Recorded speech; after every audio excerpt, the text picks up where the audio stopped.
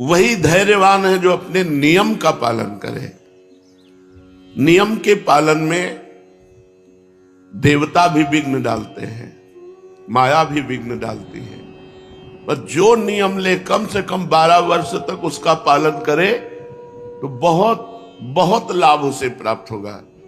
आज किसी की आध्यात्मिक विशेष उन्नति इसीलिए नहीं दिखाई देती, नियम की पूर्ति की तरफ किसी का चिंतन नहीं है।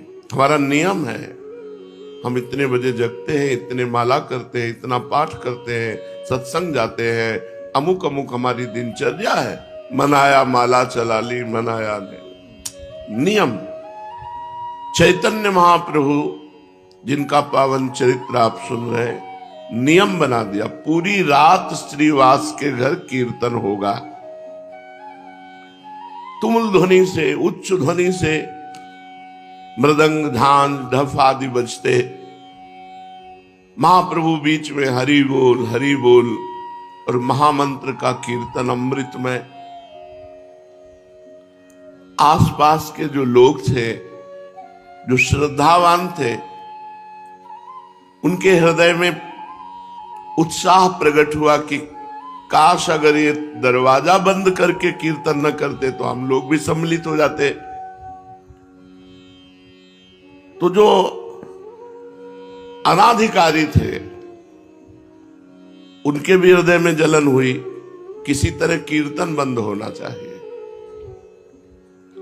ये झांझ पीट पीट कर पूरी रात सोने नहीं देते। जो विषयी पुरुष होते हैं उनको भागवतिक पुरुषों से द्वेष होता है अपने आप। यद्यपि भागवतिक महापुरुषों के द्वारा उनका कभी अमंगल नहीं, तो द्वेष का कारण ही कोई उपस्थित नहीं हो सकता। भक्तों के जीवन में ऐसे कोई आचरण नहीं होते कि किसी व्यक्ति की जलन का कारण बने। पर जो विषयी होते हैं, पापात्मा होते हैं, उनका स्वाभाविक भक्तों से द्वेष होता है। ये प्रकृति है, ये स्वभाव है। महाप्रभु को भी नहीं बख्शा। जो आसपास के लोग द्वेष करने वाले थे, अनाधिकारी थे, उनके हृदय में भारी जलन पैदा हुई। किसी तरह कीर्तन बंद होना चाहिए। ये नहीं सोचा कि हम कीर्तन नहीं करते तो हमारा परम सौभाग्य ये तो है कि हमारे कानों में नाम कीर्तन पड़ रहा है भगवान का। जो गति कीर्तन करने वालों की होती है, वही गति कीर्तन सुनने वालों की होती है। जो कथन का फल है वही श्रवण का फल है। जो भावुक लोग थे उनके हृदय में संकीर्तन को देखने की उत्सुकता उत्पन्न हुई। ये नियम बहुत दोनों को अखरने लगा।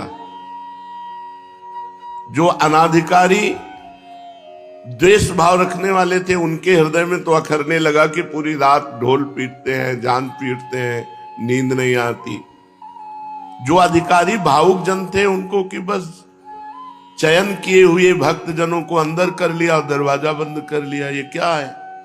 अरे खुला कीर्तन करो जिससे हम भी आनंदित हो।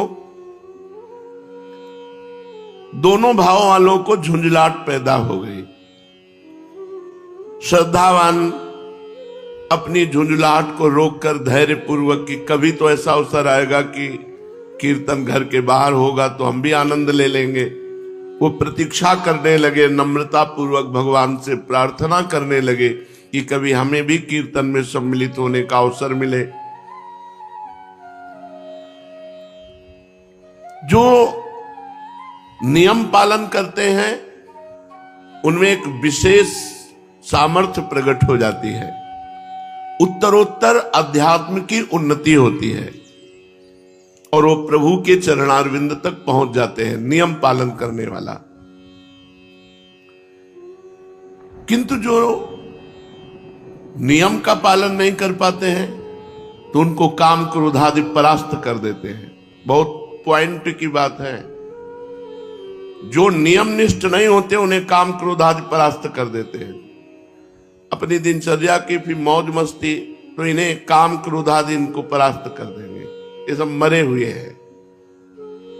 जिनके मन में भागवती का उत्साह नहीं, भजन का उत्साह नहीं, भगवत चर्चा सुनने की अंदर तृष्णा नहीं, वो मरा हुआ जीवन है। जिन हरि भगति हृदय नहीं आनी, जीवित सौ समान ते प्राणी।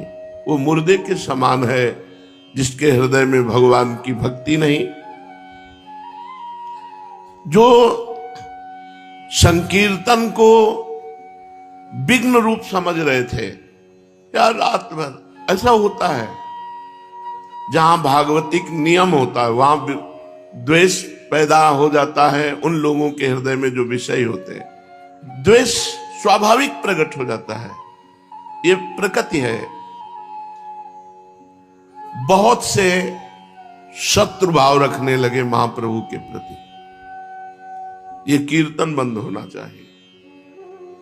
वैष्णवों को देखते ही रुद्र दृष्टि से, जहां शाम हुई, ढोल मंजीर आदि लेकर वैष्णव जन एकत्रित होने लगे श्रीवास के घर में, तो जो विद्वेषी थे उनके हृदय में जलन पैदा हुई कि किसी तरह कीर्तन बंद होना चाहिए।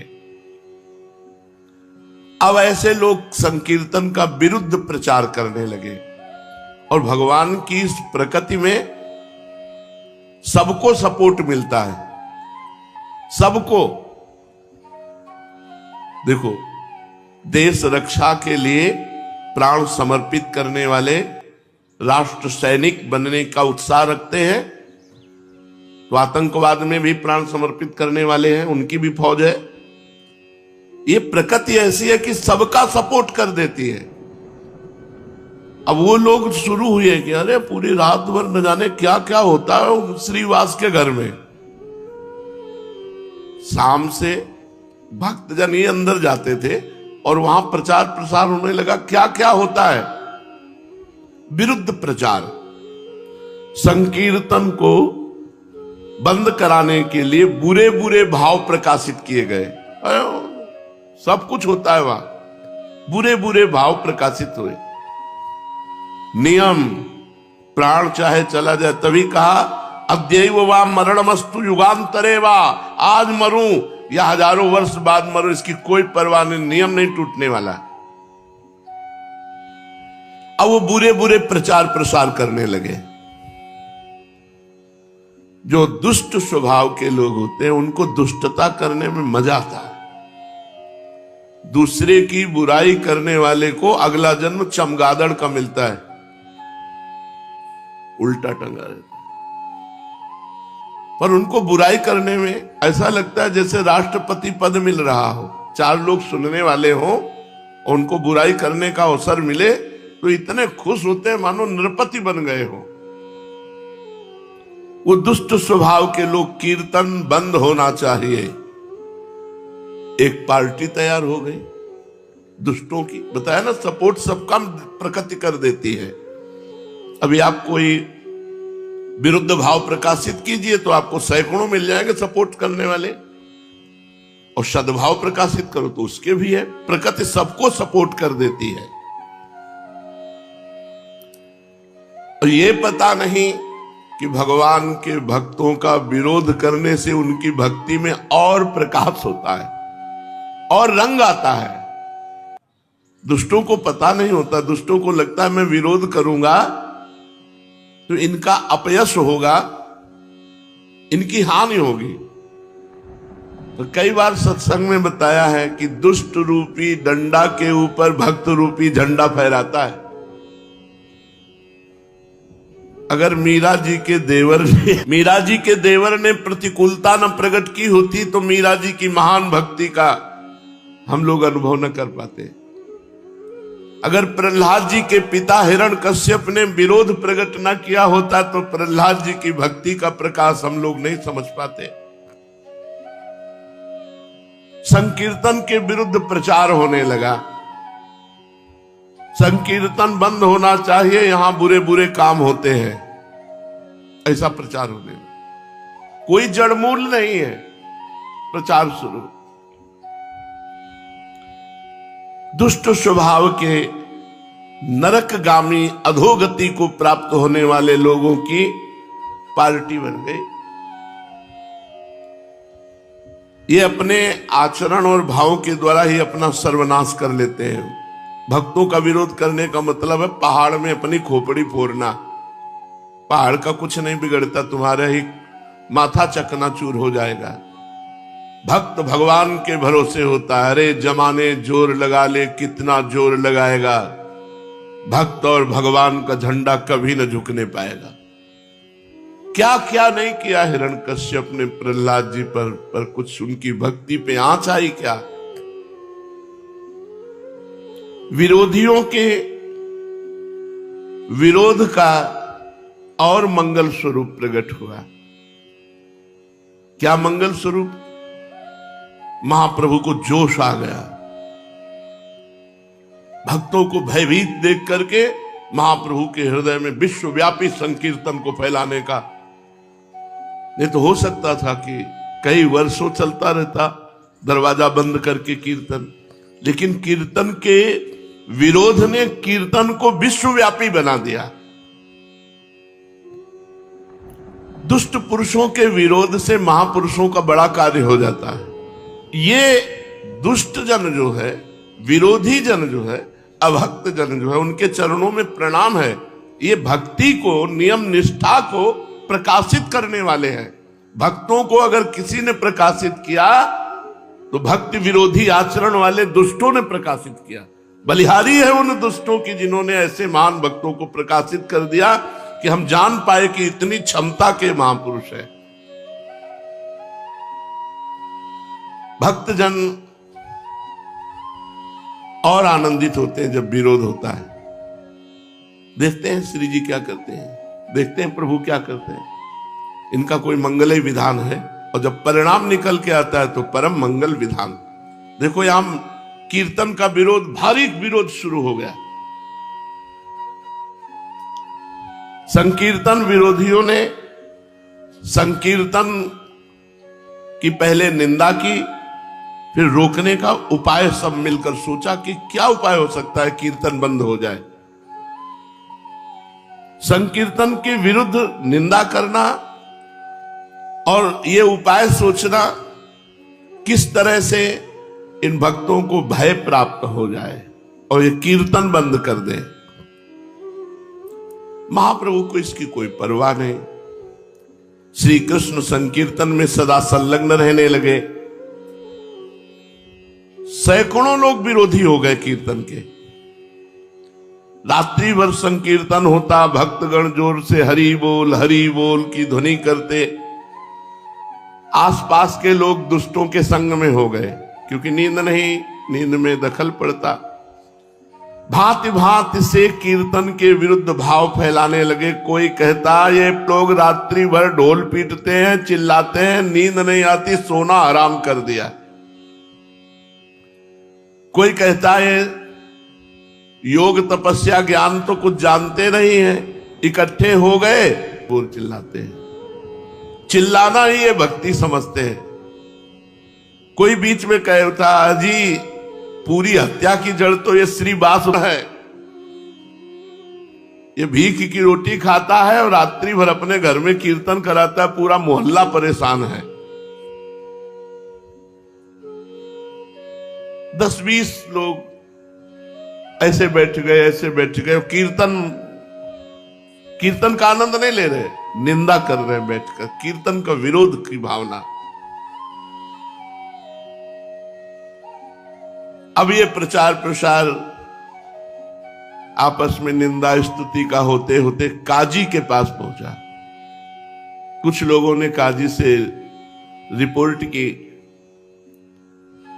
कि श्रीवास के घर रात्रि भर बड़ा उपद्रव होता है, वहां जो नहीं होना चाहिए वो भी होता है, आप इस पर दखल डालिए। अब दुष्टों को तो बड़ा आनंद हुआ। अब ये प्रचार करने लगे कि राजा की तरफ से कीर्तन करने वालों के लिए फौज भेजी गई है और वो आएंगे, कीर्तन करने वालों को बांध कर ले जाएंगे, सजा देंगे, जेल में डाल देंगे और श्रीवास का घर तो तोड़ फोड़ करके गंगा जी में बहा देंगे। कीर्तन करने वालों की अब खैर नहीं, ऐसे पूरे नवद्वीप में खबर फैल गई जब काजी को सूचना मिली। अब आई है नियम की परीक्षा की घड़ी। अब उनमें जो कुछ हल्के भाव वाले थे उन्होंने कहा भाई कृष्ण कृष्ण जपना तो हम जप लेंगे अब, लेकिन राजा के डंडे कौन खाएगा, जेल में कौन बंद होगा। तो श्रीवास जी के घर आना बंद कर दिया। उनमें जो कच्चे दिल वाले थे, भाई हम तो कीर्तन करते, हमारा तो कोई दोष नहीं, हम तो साफ कह देंगे कि हम भाई अब आज से कीर्तन में नहीं जाएंगे। और सही बात है, किवाड़ बंद करके कीर्तन करने की जरूरत क्या है। कुछ कमजोर दिल वाले जो थे वो उधर ही सपोर्ट में हो गए भयवश।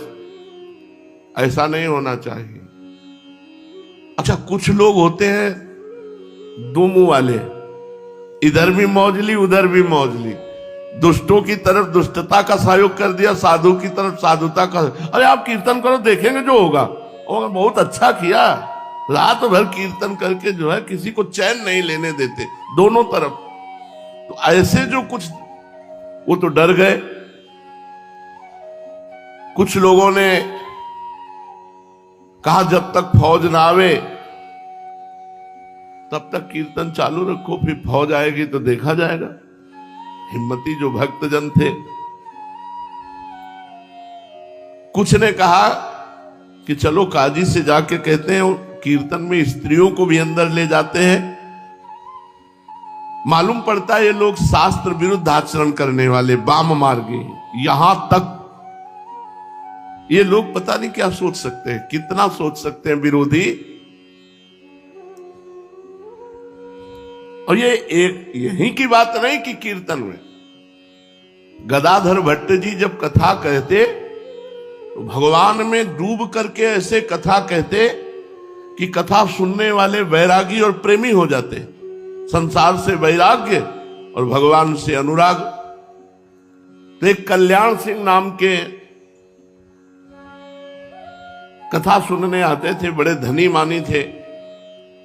तो कथा में यही तो चर्चाएं होती हैं कि भाई ब्रह्मचर्य से रहो, संयम से रहो। ऐसा उन्होंने अपनी पत्नी से बात करना बंद कर दिया, काम संबंधी चेष्टाएं बंद कर दी।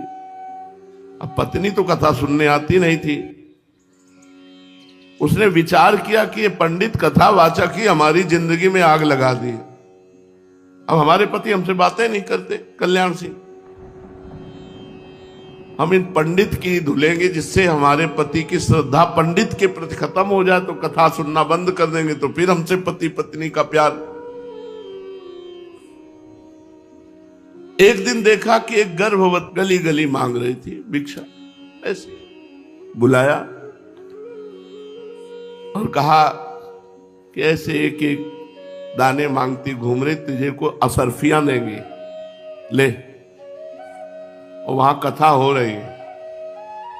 सभा में जाके कह दे कि पंडित जी जब गर्भ नहीं रहा था तो खूब आते हो, अब गर्भ रह गया है, अब इसका पालन पोषण कौन करेगा। बस इतना तुझे कहना है, जितना पैसा कहेगी उतना देंगे। और वो टुकड़े टुकड़े भीख मांगने वाली, उसके लिए क्या कहने, वो तो निर्लज्ज थी। उसने असरफियां ली और पहुंची कथा में। पंडित जी, तो अब जैसे कथा में पंडित कोई स्त्री पहुंच जाए तो सब, जब ये नहीं था तो खूब आते थे, अब जब ये हो गया तो तुम्हारा आना बंद हो गया, इसका पालन पोषण कौन करेगा। वो भी बड़े मौजियल। उन्होंने कहा तू चिंता मत कर, बैठ, इसका भी पालन पोषण होगा। जिसने दिया है वह उसका पालन पोषण भी करेगा। अब तो खुशखुशी होने लगी आपस में। यार हम कहते थे पाखंडी है, कोई कहता नहीं यार बहुत सही महात्मा है ये। कुछ सदविचार कुछ असद विचार। जो निष्ठावान थे उन्होंने कहा आपने झूठ ऐसा क्यों आरोप किया। और गदाधर भट्ट जी एकदम बिल्कुल समान भाव में, मान अपमान में समान स्थिति रखने वाले महापुरुष। उनमें से एक बहुत समर्पित थे, उन्होंने सारे से पीछे बुलाया ऐसे। तो कल्याण सिंह जी महाराज वहां कथा में बैठे हुए थे। उनका सच्ची बता, कभी जानती इनको तू? और उसने जब देखा कि कई लोग आ गए मारी डालेंगे, तो उसने कहा हम बिल्कुल नहीं जानते, हमको तो पैसा मिला है कहने के लिए। बोले चल, सभा में कह चल कर, हजारों की श्रद्धा नष्ट हो रही, किसने तुझे पैसा दिया? तो कहा कोई कल्याण सिंह है, उनकी पत्नी ने हमको दिया पैसा की सभा में बोल। जब वो सभा में बुलवाया कल्याण सिंह को समझाया गदाधर भट्ट ने कि वो अपनी काम पीड़ा के कारण ऐसा करे, उसका ना त्याग करो ना उसको दंड दो। तो जो भागवतिक उत्साह होते हैं उनमें माया अपना प्रभाव डालती है। कीर्तन विरोधियों ने यहां तक काजी के पास सूचना पहुंचा दी कि कीर्तन में स्त्रियों को भी ले जाया जाता है, पता नहीं क्या क्या होता है। ऐसा ऊपर से सुनाने के लिए तो जोर जोर से हरे कृष्ण कीर्तन करते हैं, भीतर पता नहीं क्या क्या करते हैं। ऐसा काजी के दिमाग में भर दिया। नवद्वीप के काजी के सामने संकीर्तन की शिकायत, काजी ने सबकी बातें सुनी और कहा आप लोग चिंता मत करें, हम कीर्तन तुरंत बंद करा देते हैं। अब तो शिकायत करने वाले दुष्टों की छाती फूल गई, अपने अपने स्थान पर मुस्कुराते हुए लौट कर आए कि अब फौज आएगी, सबको बंदी बनाएगी, कीर्तन आज से बंद, चैन से सोने को मिलेगा। अब तो बाजार में नवद्वीप के संकीर्तन की अफवाह, कोई सही है कोई गलत है, कोई अब देखो इनको कर्मों का भोग भोगना पड़ेगा, अरे न जाने क्या बड़ा प्रपंच है। संसारी लोग कहते हैं ना कि भाई 100% में कुछ परसेंट तो सही होगा ही। ये दुष्ट लोग 100 में 100% ही पूरा का पूरा ऐसा दिखा देंगे जिसमें 1% सही नहीं है। अब महाप्रभु चैतन्य देव प्रभु के अवतार और भगवान नाम कीर्तन की जय हो रही, वहां कहीं कुछ अमंगल हो रहा, लेकिन इन दुष्टों ने ऐसा काजी को भरा कि कोई कहता अजी ये जोर जोर से हल्ला मचा रहे थे, भगवान नाराज हो गए, अब इनको दंड मिलेगा, बढ़िया है बढ़िया है, ऐसा लोग कहने लगे। कोई कहता अरे कहो तो अभी विरोध हो गया, नहीं आगे अकाल पड़ जाता। ऐसे ऐसे भी लोग ये पूरी रात जो हल्ला मचाते हैं, भगवान नाराज होकर अकाल पैदा कर देते। ये तो अच्छा हुआ विरोध हो गया। भगवान नाम कीर्तन से, नाम संकीर्तनम यस्य सर्व पाप प्रणाशनम। घट घट व्यापी अंतर्यामी, भगवान सब जानते हैं, तुम लोगों का मुख बंद कर देंगे। जो अच्छे हृदय वाले थे वो कहते भगवान सर्वांतर्यामी, वो सब जानते हैं, तुम लोग जो अफवाह उड़ा रहे हो, तुम लोगों का अच्छी तरह मुख बंद कर देंगे भगवान।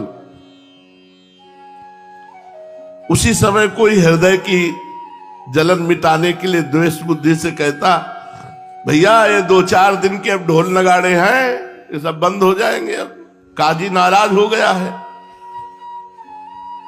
श्रीवास पंडित ने भी ये सब बातें सुनी। अब उनके मन में भय उत्पन्न हुआ, और गौड़ देश का राजा मुसलमानी था, बादशाह, हिंदू धर्म का विरोधी यवन, उनका हो सकता है वो हमारे धर्म को जानता नहीं है और उसका विरोध करके ये सब कर सकता है, राजा है। और हिंदू जनों ने ही जाकर के विरोध भाव शिकायत की, तो जरूर हो सकता है ऐसा। श्रीवास जी के मन में भय सताया। लोगों के मुख से ऐसी बातें सुनकर के प्रायः सब भक्तों के हृदय में डर घुस गया अंदर, क्योंकि यवन हिंदू धर्म विरोधी राजा है और हिंदू जन ही शिकायत कर रहे हैं, तो जरूर कोई न कोई उपद्रव।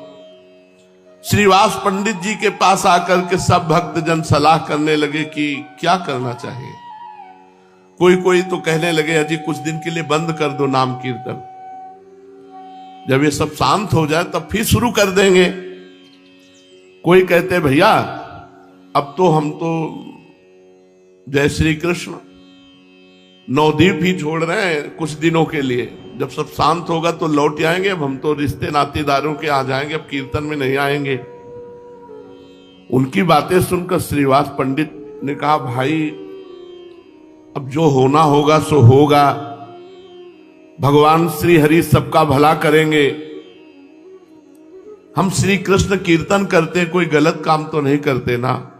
देखा जाएगा, अगर भगवान का नाम कीर्तन करने पर कष्ट आएगा, बंदी बनाए जाएंगे, मारे जाएंगे, तो हम वो सब सहेंगे। श्रीवास पंडित ने भक्तों को तो इस प्रकार समझा दिया, लेकिन अंदर अंदर वो भी भयभीत थे।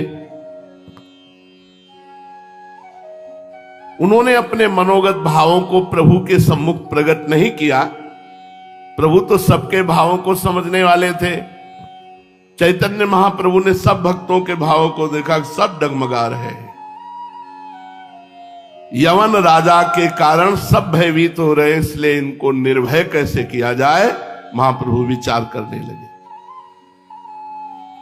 एक दिन प्रभु ने अपने संपूर्ण शरीर में सुगंधित चंदन लगाया, घुंघराले काले काले सुंदर बालों में सुगंधित तेल डाला, मूल्यवान स्वच्छ और महीन वस्त्र पहने, साथ में 2-4 भक्तों को लेकर गंगा किनारे की ओर चल पड़े। उनके अरुण अधर पान की लाली लगने से और भी अत्यधिक अरुण बन गए थे। नेत्रों में प्रसन्नता थी, मुख कमल शरद पूर्णिमा के चंद्रमा के समान खिला हुआ था। वे मंद मंद मुस्कान के साथ भक्तों के आनंद का वर्धन करते हुए गंगा जी के घाटों पर इधर से उधर टहलने लगे। जो सात्विक प्रकृति के भगवत भक्त थे, वे प्रभु के रूप लावण्य को देखकर मन ही मन परम प्रसन्न हुए, किंतु जो दुष्ट प्रकृति के निंदक थे, वे आपस में कहने लगे, यार निमाई पंडित पर कोई भी फर्क नहीं पड़ता, बड़ा अजीब है। अरे राजा का फौज आने वाली है, काजी नाराज है, पान खाए घूम रहे, इनको कोई फर्क नहीं पड़ता, इसे तनिक भी भय नहीं। संपूर्ण शहर में हो हल्ला मच रहा है, कल ही तो सेना आने वाली है। अरे भाई देख लेना, है पान खाए घूम रहे, कल इनको बांधकर नाव पर बंदी बनाकर ले जाया जाएगा। अभी तो राजपुत्र के समान बन ठन करके हंसते हुए घूम रहे। अरे यार, इनके चेहरे पर सिकुड़न भी नहीं है, बड़े विचित्र है। कोई कोई कहता, अजी सब बातें झूठी हैं, कोई फौज वौज नहीं आ रही, कोई नाव वाव नहीं आ रही, कोई सैनिक नहीं आ रहे, ये सब केवल अफवाह उड़ाई गई है। दूसरा कहता हाथ जोड़ करके, नहीं नहीं साहब, गप मत समझो, ये तो पक्की बात है कि यवन बादशाह की तरफ से फौज आ रही है। तो कोई कहता हाथ कंगने को आरसी क्या, अभी देख लेना, कल ये सब बंदी बना दिए जाएंगे। इस प्रकार लोग भांति भांति से अपने अपने अनुमानों को प्रकट कर रहे थे और महाप्रभु भक्तों के साथ आनंद में गंगा के किनारे विहरण कर रहे थे।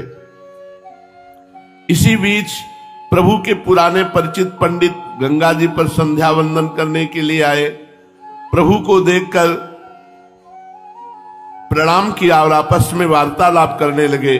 पंडितों ने कहा, निमाई पंडित सुन रहे, तुम्हें पकड़ने के लिए राजा की तरफ से सेना आ रही है।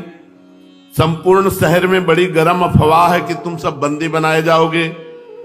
यदि ऐसी ही बात है तो हमें लगता है कुछ दिन के लिए तुम नवद्वीप छोड़ दो, फिर आ जाना। अभी कहीं बाहर जाओ जिससे तुम्हें राजा के सैनिक बंदी बनाकर न ले जाएं। राजा के साथ विरोध करना ठीक नहीं, फिर ऐसे राजा के साथ जो हमारे धर्म को जानता ही नहीं, धर्म विरोधी है यवन। समस्त पंडितों ने चैतन्य महाप्रभु को ये राय दी कि इस समय तुम्हें छोड़ करके चले जाना चाहिए, आगे जैसा समय आवे फिर देख लेना। प्रभु ने उपेक्षा के साथ कहा, अजी जो होगा सो देखा जाएगा, हम नवद्वीप छोड़कर तो कहीं नहीं जा सकते, और यदि तुम्हारी सलाह सही है तो हम नवद्वीप छोड़कर कहीं जाएं, वो बादशाह कहीं से भी बंदी बनवा लेगा। हम तो गौड़ देश छोड़कर अब जाने वाले नहीं, यहीं रहेंगे।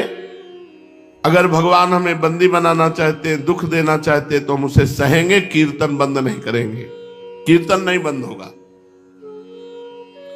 और देखो, जब कोई धर्म से चलता है तो उसकी परीक्षा होती है, और दुख सहना ही धर्म की कसौटी है। हम सहेंगे, जो कुछ होगा देखेंगे। देखना है ये कि कौन कौन से भक्त इस समय इस प्रश्न में सही उत्तर देते हैं। परीक्षा की धर्म की कसौटी पर कौन खरे उतरते हैं? प्रशांत त्रिवेदी जी। राधे राधे महाराज। राधे राधे महाराज जी। महाराज जी, क्या एक हाथी को खिलाने का पुण्य और 1 लाख चींटियों को खिलाने का पुण्य, क्योंकि हाथी की खुराक बहुत होती है, चींटियों की संख्या बहुत होती है, होना खिलाना भावना सेवा में? अगर हाथी में भी भगवान देख के पवारे और चींटी में भी भगवान देख के पवारे तो एक चींटी और एक हाथी के पवाने का बराबर पुण्य मिलेगा।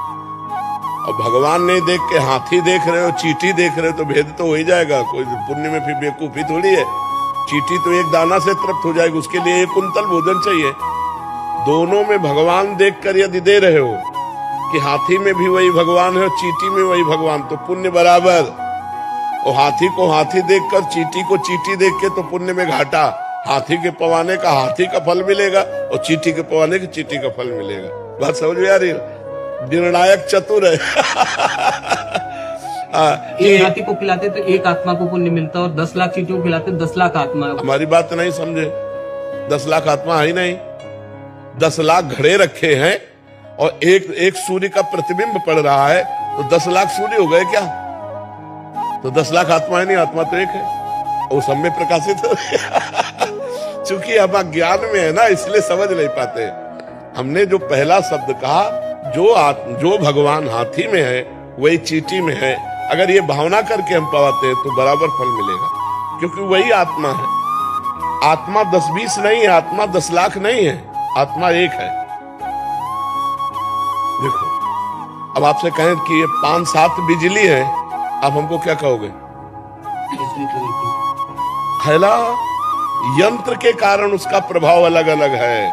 हीटर यंत्र है तो गर्मी फेंक रही, पंखा है तो हवा फेंक रही, एसी है तो ठंडा फेंक रही, लेकिन बिजली बस। ये खोपड़ियां अलग अलग है, बिजली एक है इनमें। जो बिजली है इनमें वो परमात्मा है, वो एक आत्मा है, एक वाहे गुरु है, वो एक है, वो अनेक नहीं है। बहुत अच्छे से समझ लीजिए, अगर हम भगवत भाव से किसी को पवाते तो चाहे चींटी को पवाएं चाहे हाथी को पवाएं, हमें बराबर लाभ मिलेगा। और चींटी को चींटी मान करके और हाथी को हाथी मान करके, तो फिर एक हाथी पवाओ और 2-4 अरब चींटी पवाओ, तो शायद समानता की बात जो सोची जाए। क्योंकि परिणाम है ना, वो 1 कुंतल में छकेगा और 1 किलो में लाखों हो जाएंगी, नहीं हो जाएंगी। और अगर एक चींटी में आत्म तत्व भगवान को देखकर, एक हाथी में देख के, तो बराबर फल मिलेगा। वो तुम देख के क्या पाते हो, तुम्हारा विषय है। समझ गए? मन बहुत चंचल है, इधर उधर बार बार चला जाता है। हमेशा आपकी कृपा से नाम जप होती रहती है, पर फिर भी इधर उधर भटक जाता है। हाँ, कोई भटकने दो, उससे कोई फर्क नहीं पड़ता। मन जाने से हमारी हानि नहीं है, मन के अनुसार तन जाने से हानि है। मन हमारा कह रहा है खा लो, हम नहीं खाए, कोई फर्क नहीं पड़ा। अब मन कह रहा है खा लो, हमने खा लिया, अब फर्क पड़ जाएगा।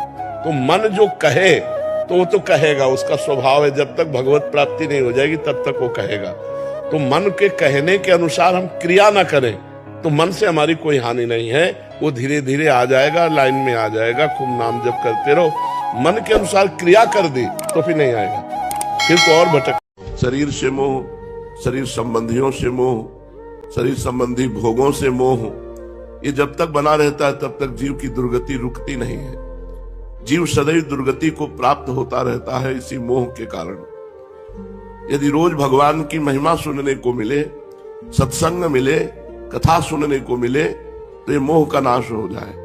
महामोह महिषेष विशाला, राम कथा कालिका कराला। जैसे महिषासुर का मर्दन भगवती दुर्गा जी ने किया, ऐसे ही मोह रूपी महिषासुर का मर्दन भगवान की लीला कथा श्रवण से हो जाता है। कोई भजन न हो, यहाँ पड़े रहना भजन है। क्योंकि यहाँ का वायुमंडल भागवतिक है। यहाँ जही रेणु पर मरिबो मंगल आए, अगर यहाँ शरीर छूट जाए तो भगवत प्राप्ति हो जाए। मंडली में भ्रमण कर रहे थे तो एक जवान आदमी बूढ़े को जूते से मार रहा था, मारकर अंदर गया। तो नजदीक पहुंचे, उनका ये भाई ये कौन था तुम्हें मार रहा था, चलो हमारी मंडली के साथ खाओ पियो, खूब आनंद से रहो, नाम कीर्तन भजन होता रहता है। बोले तू कौन है? बोले मंडली के स्वामी हैं, 50 संत हमारे साथ हैं, तुम्हारी दुर्दशा देखकर मैं कह रहा हूं। अरे बोले मेरा बेटा मुझे मार रहा है, तेरे को क्या परेशानी, तू यहां से जा। ये बहुत विचित्र भगवान की माया है। ऐसे परम पद है, पर जीव परम पद का त्याग करके भक्तों के हृदय में रहता है कि जितने को पहुंचा पाऊं भगवान के धाम। वादा है, केवल आज्ञा का पालन करो, ये सब बाहरी बातें मत देखो कि क्या है क्या नहीं क्या नहीं। हम समस्या में दुख में हैं देखने में, लेकिन हमारे जैसा सुख ब्रह्मा को भी नहीं है, ये भी ध्यान रखना। पड़ोस में है तकलीफ, पड़ोस है शरीर, हम बिल्कुल अलग है इससे। प्रहलाद जी के मन में आया कि नरसिंह भगवान प्रसन्न है, इस समय सबको वैकुंठ पहुंचाया जाए। बोले प्रभु हम तो आपके चरणामृत, लीलामृत, आपके नाम जप के, नाम कीर्तन के प्रभाव से इस माया पर विजय प्राप्त कर लीजिए। प्रभु कृपा करो इन प्राणियों पर जो मोह में फंसे हुए हैं। भगवान ने कहा लिवा लाओ, जिसको लिवा लाओगे वैकुंठ में ले चलेंगे। प्रहलाद जी पूरी नगरी में गए और जिससे कहते वैकुंठ चलना है, कभी आना नहीं है, ये सब छूट जाएगा, चलो, कोई तैयार नहीं। खाली वापस आ रहे थे तो एक सूकरी मिली। सूकरी से कहा अरे भाई तू मेरी बात मान जा, वैकुंठ चल, भगवान के काहे को नरक खा रही है। तो उनका वैकुंठ में विष्ठा मिलेगा कि नहीं? बोले नहीं जाना। जो जीव जहां आसक्त है, इतनी प्रबल भगवान की माया है कि उसे छोड़कर भगवान को मरने की तैयारी, फिर भी वही बहू बेटा लड़का बच्चा परिवार। आप लोग बड़े भाग्यशाली हो, गुरु कृपा पात्र हो, श्री जी की महाकरुणा है। महाप्रभु ने 3 बात ही कही है और श्री जी की प्राप्ति हो जाएगी। पहली बात कही दूरादपास स्वजनान, अपने परिवार के सुख का त्याग कर दो। अगर तुम मैया बाबा परिवार के जन, इनका एक आकर्षण है, इस आकर्षण का यदि त्याग कर दो तो पहली सीढ़ी अध्यात्म की चढ़ गए आप। अतिशय प्रबल देव तो माया, छूटे राम करो जमाया। भगवान ने अपने लोगों के ऊपर देखो कैसी कृपा की, बचपन से घर से निकाला तो दोबारा चेहरा नहीं देखा। ये उनका प्रताप है, ये उनका बल है। नहीं भैया और भाभी, चाचा और चाची, ताऊ और सब दादी और ये सब, ये ऐसे छूट जाते हैं। अरे जन्म जन्म के बंधन इतने दृढ़ है, बहुत कठिन।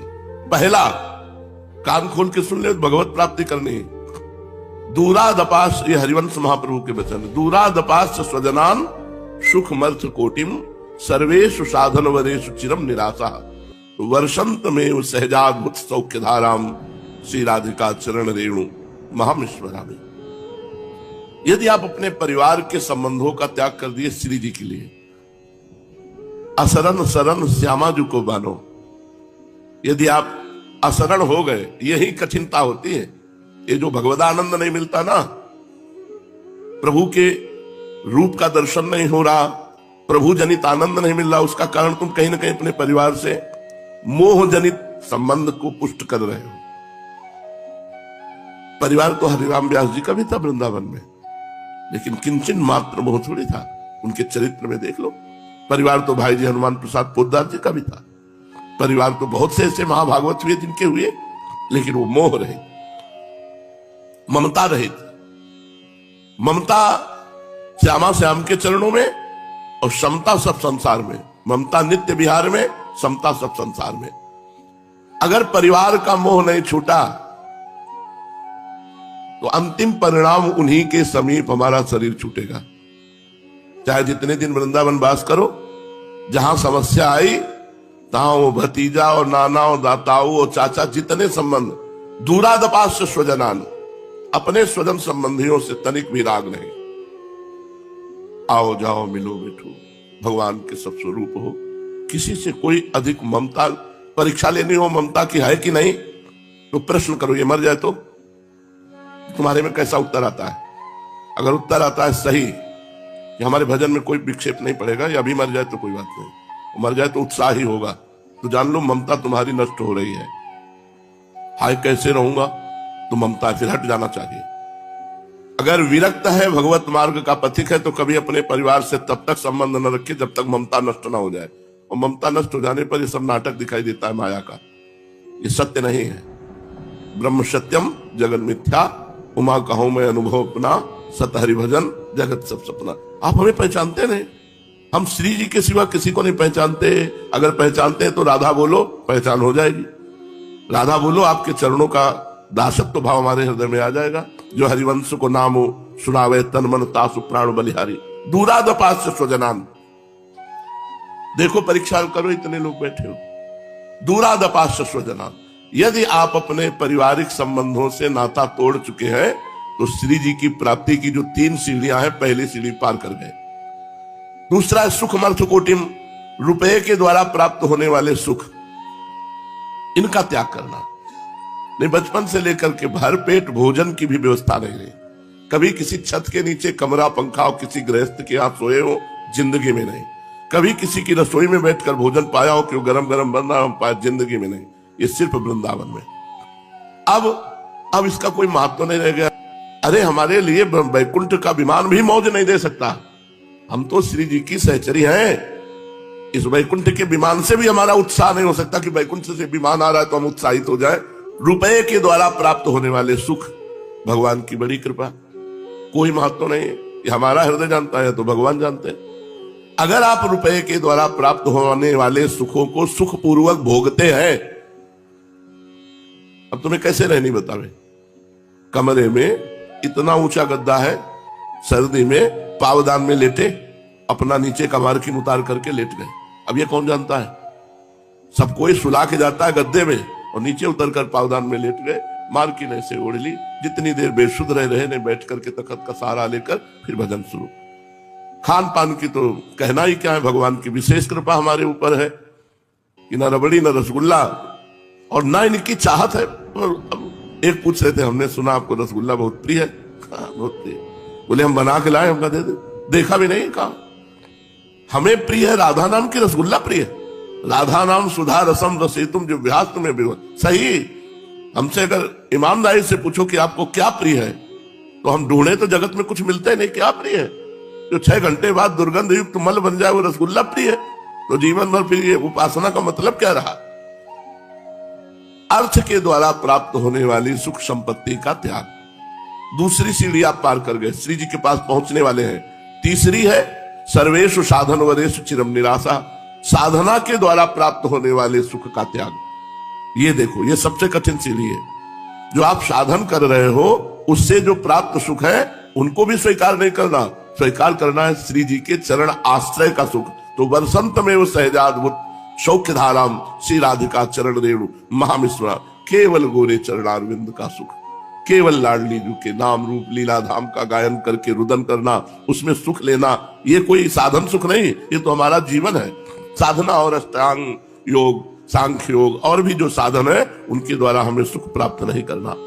तब श्री जी की प्राप्ति निश्चित है। इन 3 बातों को समझ लो जो श्री जी को देने के लिए अवतार धारण के हरिवंश महाप्रभु वो कह रहे हैं। दुरादपाश स्वजनान सुखमर्थ कोटिम सर्वेषु साधन वरेषु चिरम निराशा, तो वर्षंत में वो सहजाद्भुत सौख्य धाराम श्री राधिका चरण रेणु महामिश्मरामी। बस श्री लाडली जू से अपनापन। कई बार सत्संग में कहा है आश्रय से भगवत प्राप्ति होती। देखा, सब छोड़ करके दिखाई दे रहा है कि अब भगवान के आश्रित है, लेकिन पाई भर आश्रय नहीं। सच्ची कहते हैं। आप लोग अपने जीवन की कसौटी को देखो तो आप इतनी ऊंचाई पर बैठे हुए हो जहां पूरे जन्म के जन्म लग जाते, नहीं चढ़ पाते। आपका परिवार से संबंध नहीं, आपका सांसारिक भोग से संबंध नहीं, आपका मनोरंजन से संबंध नहीं, आपका समाज से संबंध नहीं, केवल अपनी दिनचर्या से संबंध है। अब भगवत प्राप्ति नहीं होगी तो किसको होगी? भगवत प्राप्ति गुण और अवगुणों से रुकती या होती नहीं है, ये गुणातीत है, ये कृपा से होती है। आप सब कृपा पात्र हैं पूर्ण रूप से। हमको केवल गोरे चरणारविंद के भरोसे पे रहना, हमारा संबंध श्री जी से। इसलिए सबसे प्रार्थना है, बड़ा दुर्लभ वृंदावन वास है। यदि वृंदावन वास मिल गया है तो 4 दिन का जीवन है, 4 दिन का जीवन। 3 बातें सुधार लो। आखिरी वाली तो तुम में है नहीं, सर्वेषु साधन वरेषु, आखिरी वाली तो चिंता मत करो वो तो है नहीं तुम में। कि भाई जितेंद्री सांख्य योगी या अष्टांग योगी वो सब है नहीं, वो तुम्हारे को है नहीं। 2 में है समस्या, एक है परिवार का सुख और एक है रुपए का सुख। इन दोनों से यदि बच जाओ तो भगवत प्राप्ति निश्चित, क्योंकि हमारी श्री जी बड़ी कृपालु है। शरणागत अभय विदद पति, बड़ा आनंद का विषय है। केवल श्री जी के भरोसे पड़े रहना, इसी से भगवत प्राप्ति हो जाएगी। लेकिन श्री जी का भरोसा का है। इसलिए हम ये चर्चा कर रहे हैं कि कोई बूढ़ा है, कोई बीमार है, कोई अकेले रह रहा है, चिंता मत करो, तुम्हारे ऊपर श्री जी की दृष्टि है। किसी का भरोसा मत लेना, अगर कोई भरोसे में आवे कि हम तुम्हारे अमुक लगते हैं, चलो घर में वहां अमृत तो पिला देंगे, तो कहते तुम पी के अमर हो जाओ, हम तो मरने आए हैं वृंदावन, हम वृंदावन नहीं छोड़ेंगे। कैसी भी परिस्थिति हो तो जीव निश्चित श्री जी के चरणों का दर्शन पा जाएगा। श्री जी बहुत कृपालु है, बहुत करुणामयी है, बस केवल एक चीज मानती है, अपनापन। हम लोगों ने अपनापन अपने शरीर को, शरीर संबंधियों को दे रखा है, यही अपनापन श्री जी को देना बस, और कोई साधना हमारी नहीं। हम लोग आके कीर्तन करके कथा वार्ता सुन करके एक बात हमें करनी कि हमारे माई श्यामा जी को राज, श्री जी के सिवा हमारा कोई नहीं, ये हृदय में आ जाए बस। हृदय में श्री जी के सिवा कोई नहीं होना चाहिए, बाहर बाजार लगी रहे तो कोई फर्क नहीं पड़ेगा। चलते हैं महाप्रभु चैतन्य देव के पावन चरित्र का श्रवण करके अपने हृदय को प्रेम में बनाते हैं। महाप्रभु नृत्य करते हुए श्रीवास के घर में बड़ी जोर से बोले कि एक हमारे बड़े भ्राता अवधूत पधार रहे हैं, जाओ उनकी खोज करो। महाप्रभु जिनकी खोज के लिए कह रहे हो नित्यानंद महाप्रभु है। पीछे आपको ध्यान होगा, अभी परसों ही तो चरित्र में हुआ, नित्यानंद महाप्रभु के पिता से एक सन्यासी ने 13 वर्ष की अवस्था में दक्षिणार्घ के रूप में मांगा। बड़ी महिमा है ऐसे महापुरुषों के जो अपने लाडले पुत्रों को भगवत मार्ग में दे देते हैं। नहीं तो लोगों को भय लगता है, अगर नए लड़के माला चलाने लगे तो भय लगता है कहीं बाबा जी न बन जाए। तो हम तुम्हें बता दें, बाबा जी बनना ऐसी वैसी बालकों में सामर्थ्य नहीं है। ये बड़े भाग्यशाली बालक हैं, धन्य है वो गर्भ जिनके गर्भ में ऐसे बालक रहे जो भगवान के प्रति समर्पित है, खिलवाड़ नहीं है। एक दिन कोई बाबा जी बन के दिखावे, केवल एक दिन जैसे सत्यता से चला जाता है, एक दिन में भाग जाओगे। केवल भोजन ही कपड़ा नहीं है, मन में दुर्वासनाओं की भीड़ लगी हुई है। जब सब मनोरंजन काट करके और ऊपर से शासन, तो आप क्या करोगे? भाग जाओगे। ऐसा लगेगा भैया मुझे नहीं चाहिए। संत के हाथ दे देने का मतलब है संत बनाना। नित्यानंद महाप्रभु के जो पिताजी थे, उन्होंने भगवान का स्मरण करते हुए अपने पुत्र को दे दिया। उस सन्यासी जी की सेवा में काफी समय तक रहे। फिर पता नहीं सन्यासी जी अंतर ध्यान हो गए या आज्ञा कर दी, तो समस्त भारत के तीर्थों का भ्रमण करते हुए नित्यानंद महाप्रभु ब्रज में आए। ब्रज के तीर्थों का भ्रमण करके एक आकर्षण हुआ और नवद्वीप पहुंचे। इधर आकर्षण हुआ, ये नवद्वीप पहुंचे, उधर आकर्षण हुआ चैतन्य महाप्रभु को कि कोई अवधूत आए हैं। तो नित्यानंद महाप्रभु के प्रेम के आकर्षण से आकर्षित होकर चैतन्य महाप्रभु के भक्तजन ढूंढ रहे थे कि कहां है वो अवधूत जिनकी चर्चा महाप्रभु ने भावावेश में कीर्तन के समय की। नवद्वीप में अवधूत नित्यानंद जी को सब खोजने लगे। अब नवद्वीप कोई छोटा गांव तो था नहीं जिससे वे झटपट नित्यानंद जी को खोज लाते, और नित्यानंद जी से किसी का कोई परिचय थोड़ी था कि ऐसे हैं नित्यानंद जी। पर आदेश हुआ महाप्रभु का कि खोज करो।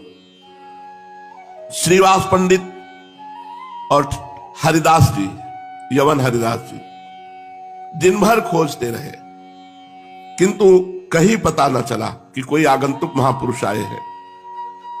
अंत में निराश होकर वे महाप्रभु के पास लौट आकर कहने लगे, प्रभु हमने आपकी आज्ञा के अनुसार नवद्वीप के मोहल्ले मोहल्ले में जाकर उन महापुरुष की खोज की, सब प्रकार के मनुष्यों के घरों में जाकर देखा, किंतु कोई पता नहीं चला। अब जैसी आज्ञा हो वैसा करें, जहां बतावें वहीं जाएं, किंतु हमें उनका कुछ भी पता नहीं है।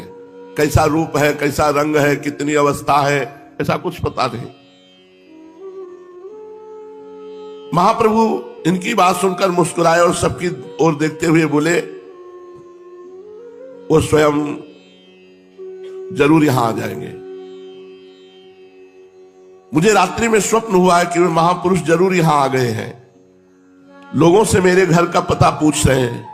अच्छा एक काम करो, हम सभी लोग चलते हैं ढूंढने के लिए।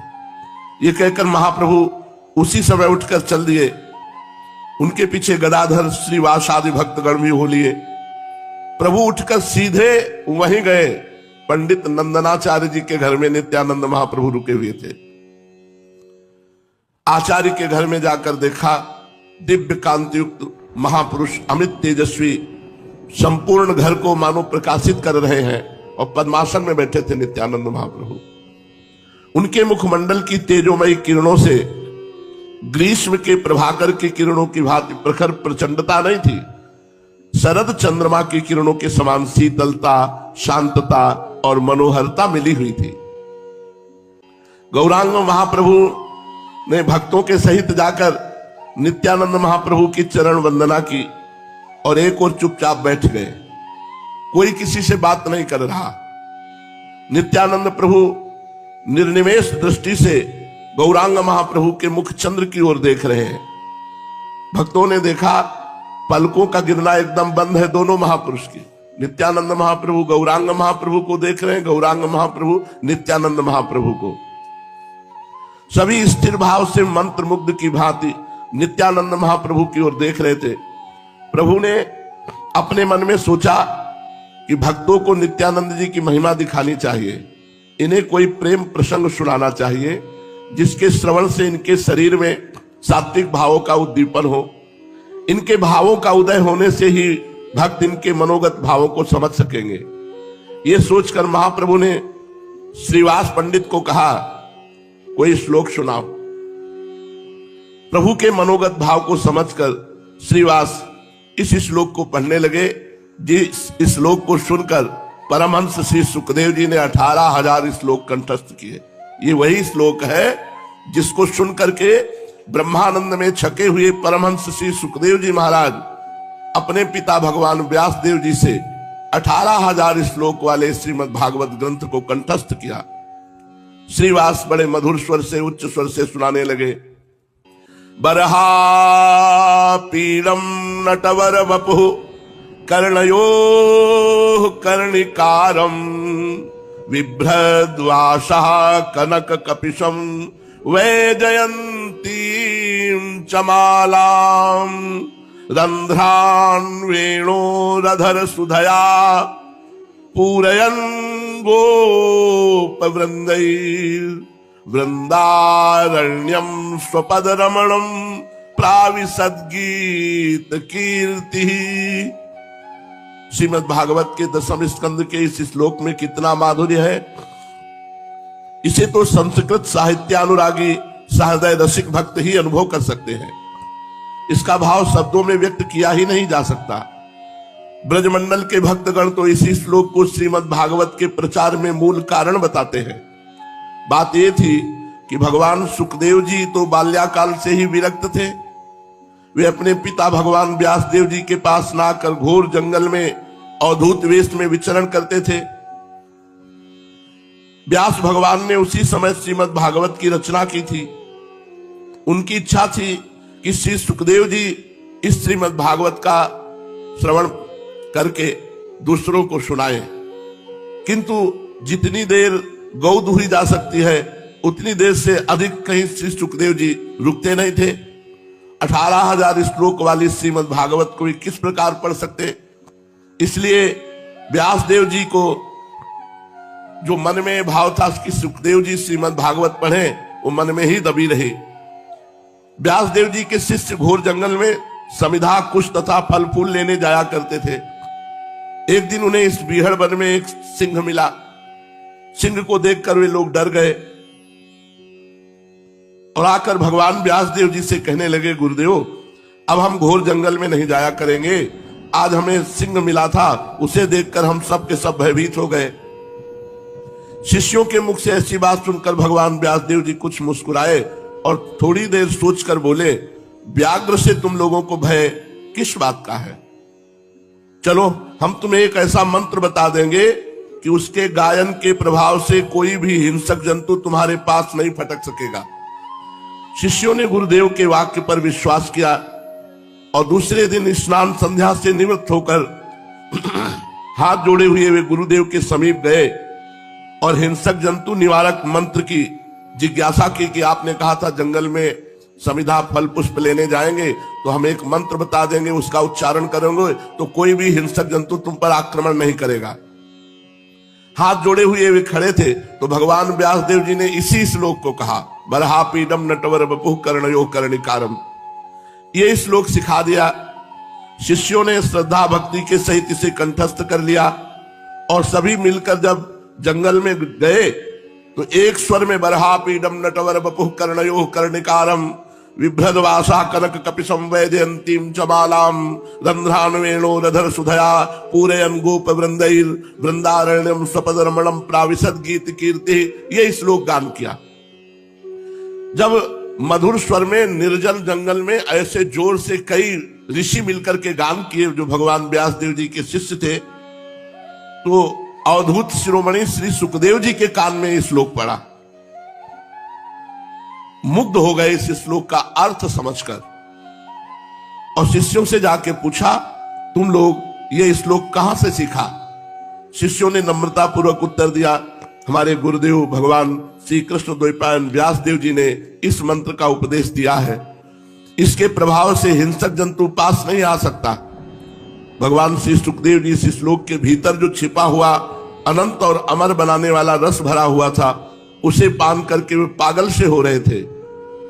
वे अपने अवधूतपन के सभी आचरणों को भुलाकर दौड़े दौड़े भगवान व्यास देव जी के समीप गए और उस श्लोक की पढ़ाने की प्रार्थना की।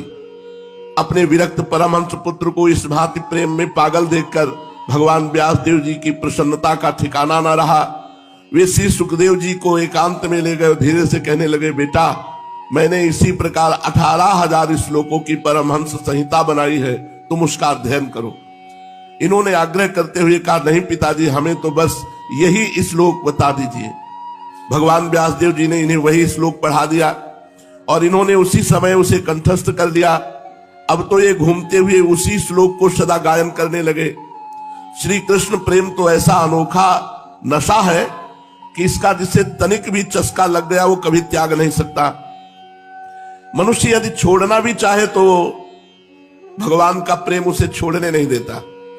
श्री सुखदेव जी को श्री कृष्ण रसासव, श्री कृष्ण मधुमय मनोज्ञ मदिरा का चस्का लग गया। फिर वे अपने अवधूतपने के आग्रह को छोड़कर श्री व्यास जी के समीप जाकर श्रीमद् भागवत के पठन में संलग्न हो गए और सांगोपांग 18,000 श्लोक कंठस्थ किए। तभी भगवान व्यास देव जी कहते, आत्मा रामश्च मुनयो निर्ग्रंथा अपिरुक्रमे कुर्वन्त हेतु किम भक्ति मिथ्यम भूत गुणो हरि। भगवान के गुणों में यही तो एक बड़ी भारी विशेषता है कि जिनकी हृदय ग्रंथि खुल गई है, जिनके सर्व संशयों का जड़मूल से छेदन हो गया है, जिनके संपूर्ण कर्म नष्ट हो चुके हैं, ऐसे आत्माराम मुनि भी भगवान के गुणों में अहेतु की भक्ति करते हैं। क्यों न हो, वे तो रसराज है ना। प्रेम सिंधु में डूबे हुए को किसी ने आज तक उछलते देखा नहीं। जिस श्लोक का इतना भारी महत्व है उसका भाव भी सुन लीजिए। गौवें चराने प्रभु जा रहे हैं, बरहा पीडम नटवर बपुः कर्णयो कर्णिकारम। गोपाल वृंदावन की ओर जा रहे हैं, साथ में ग्वाल बाल हैं। आज उन्हें न जाने क्या सूझी है कि कमनीय कीर्ति, कन्हैया की निरंतर कीर्ति का बखान करते हुए सखा जा रहे हैं। सभी अपने कोमल कंठों से श्री कृष्ण का यशोगान कर रहे हैं। इधर ये अपनी मुरली की तान में मस्त हैं। संपूर्ण शरीर की गठन एक सुंदर नट के समान बड़ी ही मनोहर है। नटवर बपो बरहा पीडम, सिर पर मोर मुकुट और नटवर बपो, कानों में बड़े बड़े कनेर के पुष्प लगे हैं। कनक के समान, बिजली के समान, स्वर्ण के समान जिसकी कांति, ऐसा पीतांबर धारण किए हैं। शरीर श्याम सुंदर है, श्याम शरीर है। बरहा पीडम नटवर बपुः कर्णयोः कर्णिकारम बिभ्रद वासा कनक कपिशम वैजयंतीम चमालम। वैजयंती माला धारण किए हुए हैं और आंखों की भ्रकुटियों को चढ़ाए हुए टेढ़े होकर बंसी के छिद्रों को अपने अधरामृत से पूर्ण करने में तत्पर हैं। उन छिद्रों में से विश्व मोहिनी ध्वनि सुनाई पड़ रही है। पीछे पीछे ग्वाल बाल यशोदानंदन का यशोगान करते हुए जा रहे हैं। इस प्रकार के मुरली मनोहर अपनी पदरज से वृंदावन की भूमि को पावन बनाते हुए ब्रज में प्रवेश कर रहे हैं। जगत को उन्मादी बनाने वाले इस भाव को जब अवधूत शिरोमणि सुखदेव जी सुन करके पागल हो गए, तो फिर अवधूत नित्यानंद जी कैसे शांत बैठे रह सकते थे। जे हुई नित्यानंद जी को यह श्लोक श्रीवास के मुख से सुनने को मिला, हुंकार मारी आसन में बैठे थे और मूर्छित होकर पृथ्वी पर गिर पड़े। मूर्छित होते ही प्रभु ने श्रीवास से कहा, दोबारा इसी श्लोक का गान करो। श्रीवास जब दोबारा श्लोक पढ़ने लगे तो नित्यानंद प्रभु जोरों से हुंकार करते हुए हा कृष्ण हा कृष्ण, उनके दोनों नेत्रों से अविरल अश्रु बह रहे थे। शरीर के सभी रोम बिल्कुल खड़े हो गए, पसीने से शरीर भीग गया। प्रेम में उन्माद की भांति नृत्य करने लगे। प्रभु चैतन्य महाप्रभु, गौरांग महाप्रभु उठे और नित्यानंद महाप्रभु को गले से लगा लिया। दोनों महापुरुष परस्पर एक दूसरे का गाढ़ आलिंगन करने लगे। नित्यानंद प्रभु प्रेम में बेसुध से प्रतीत हो रहे थे। उनके पैर कहीं कहीं लड़खड़ा रहे थे और वो जोर से बोल रहे थे हा कृष्ण कहकर रुदन कर रहे थे। रुदन के बीच बीच में जोर से हुंकार करते थे। इनकी हुंकार सुनकर उपस्थित भक्तजन थरथर कांपने लगे। सभी काठ की पुतली की भांति स्थिर भाव से चुपचाप खड़े थे। इसी बीच बेहोश होकर के नित्यानंद महाप्रभु निमाई अर्थात चैतन्य महाप्रभु की गोद में गिर पड़े। महाप्रभु नित्यानंद के मस्तक पर अपना कोमल कर कमल फिराया। उनके स्पर्श मात्र से नित्यानंद जी को परमानंद प्रतीत हुआ। वे कुछ प्रकृतिस्थ हुए। नित्यानंद प्रभु को प्रकृतिस्थ देखकर प्रभु दीन भाव से कहने लगे, श्रीपाद, आज हम सभी लोग आपकी पदधूलि को मस्तक पर चढ़ाकर कृतकृत्य हो गए। आपने अपने दर्शन से हमें बड़भागी बना दिया। प्रभु, आप जैसे अवधूतों के दर्शन भला हमारे जैसे संसारी पुरुषों को हो ही कैसे सकते हैं। हम तो ग्रह रूपी कूप के मंडूक हैं, इसे छोड़कर कहीं जा ही नहीं सकते। और आप जैसे महापुरुष हमारे ऊपर हेतु की कृपा करके स्वयं ही घर बैठे हमें दर्शन देने आ जाते हैं। इससे बढ़कर हमारा और क्या सौभाग्य हो सकता है। महाप्रभु की इस प्रेममयी वाणी को सुनकर अधीरता के साथ नित्यानंद प्रभु ने कहा, हमने श्री कृष्ण के दर्शन के निमित्त देश विदेशों की यात्रा की, सभी मुख्य मुख्य पुण्य स्थानों और तीर्थों में गए, सभी बड़े बड़े देवालयों को देखा, जो जो श्रेष्ठ और सात्विक देव स्थान समझे जाते हैं उन सबके दर्शन किए, किंतु वहां केवल स्थानों के दर्शन हुए। उन स्थानों के सिंहासनों को हमने खाली ही पाया। भक्तों से हमने पूछा कि इन स्थानों से भगवान कहां चले गए, तो मेरे इस प्रश्न को सुनकर बहुत से चकित रह गए, बहुत से चुप हो गए, बहुतों ने मुझे पागल समझा। मेरे बहुत तलाश करने पर एक भक्त ने बताया कि भगवान तो नवद्वीप में प्रकट होकर श्री कृष्ण संकीर्तन का प्रचार कर रहे हैं, तुम उन्हीं की शरण में जाओ, तभी तुम्हें शांति प्राप्त हो सकेगी। इसलिए हे मैं नवद्वीप में आया हूं। दयालु श्री कृष्ण ने कृपा करके स्वयं ही मुझे दर्शन दिए। अब वे मुझे अपनी शरण में लेते हैं या नहीं, इस बात को वे जाने। इतना कहकर फिर नित्यानंद महाप्रभु गौरांग महाप्रभु की गोदी में लुढ़क पड़े, मानो उन्होंने अपना सर्वस्व गौरांग महाप्रभु के चरणों में अर्पित कर दिया हो। महाप्रभु ने धीरे धीरे उन्हें उठाया और नम्रता के साथ कहने लगे, प्रभु आप स्वयं ईश्वर हैं। आपके शरीर में सभी ईश्वरता के चिन्ह प्रकट होते हैं। मुझे भुलाने के लिए आप मेरी ऐसी स्तुति कर रहे हैं। ये सब गुण तो आप में ही विद्यमान है। हम तो साधारण जीव हैं, आपकी कृपा के भिखारी हैं। इन बातों को भक्त मंत्रमुग्ध की भांति चुपचाप पास में बैठे हुए आश्चर्य के साथ सुन रहे थे। मुरारी गुप्त ने धीरे से श्रीवास से पूछा, इन दोनों की बातों से पता ही नहीं चलता कि इनमें कौन बड़ा है और कौन छोटा।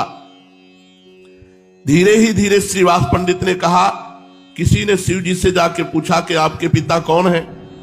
इस पर शिव जी ने उत्तर दिया, भगवान श्री हरि।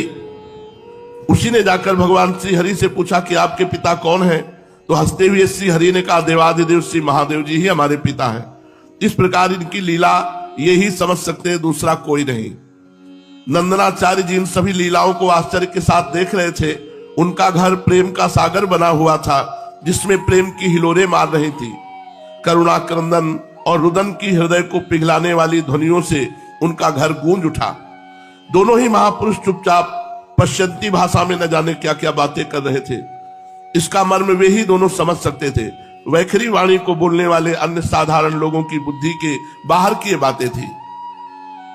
महाप्रभु गौरांग देव और महाप्रभु नित्यानंद जी, इन दोनों का मिलन हुआ। प्रेम का पथ बड़ा व्यापक है। एक कहां प्रकट हुए, एक कहां प्रकट हुए, लेकिन दोनों आकर के मिले। ये दोनों भारत भूमि को भगवान नाम संकीर्तन और प्रेम से परिपूर्ण किया। प्रेम में संदेह नहीं होता।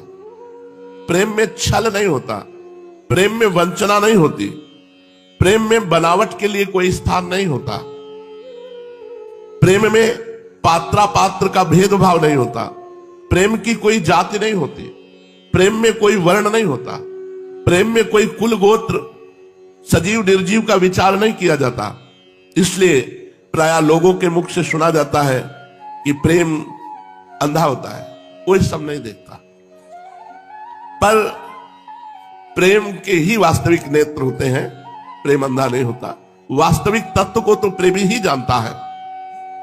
ऐसा कहने वाले स्वयं भ्रम में है, प्रेम अंधा नहीं, असल में प्रेम के अतिरिक्त अन्य सभी अंधे हैं। प्रेम ही एक ऐसा अमोघ बाण है कि जिसका लक्ष्य कभी व्यर्थ नहीं होता, उसका निशान सदा ही ठीक लक्ष्य पर बैठता है। अपना कहीं भी छिपा हो, प्रेम उसे वहीं खोज निकालेगा। देखो, महाप्रभु को किसी ने बताया नहीं कि नंदनाचार्य के घर में नित्यानंद महाप्रभु आए हुए हैं, सीधे उठे और वहीं पहुंच गए। ये प्रेम का आकर्षण।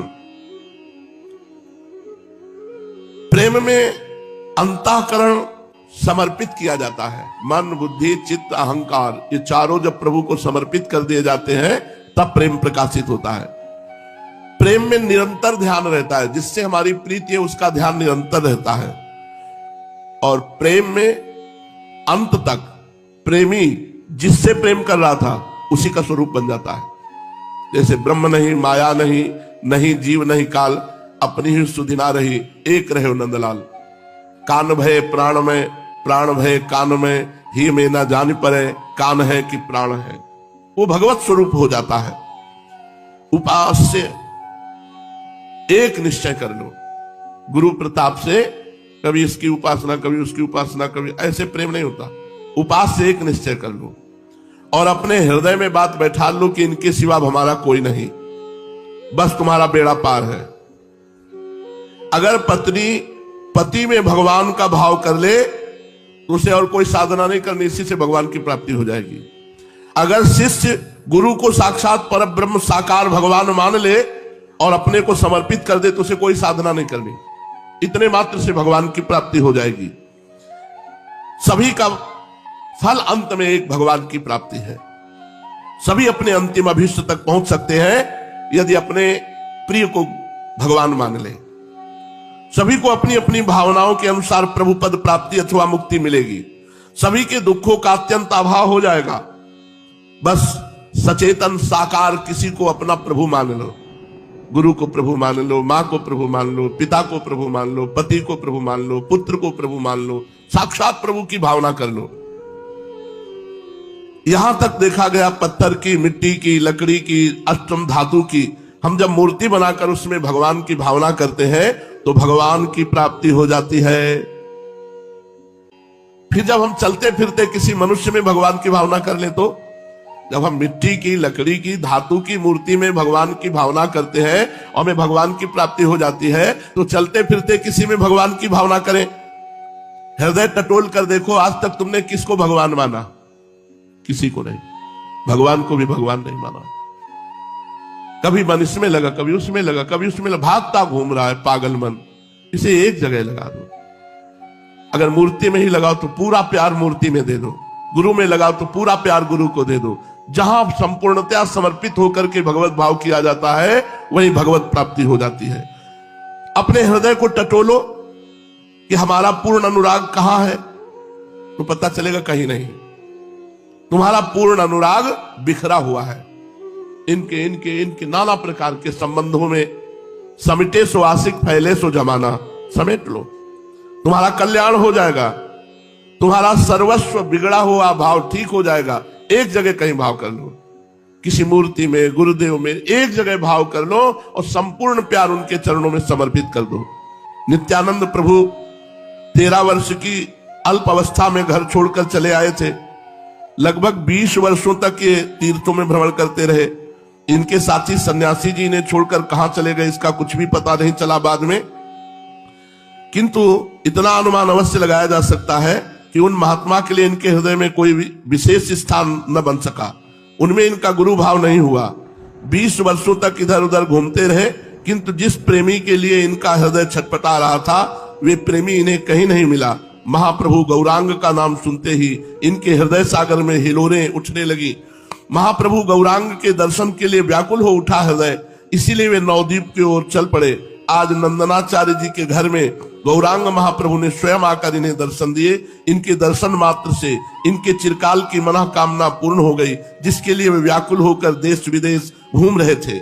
आज स्वयं उन्हीं प्रभु की प्राप्ति हो गई।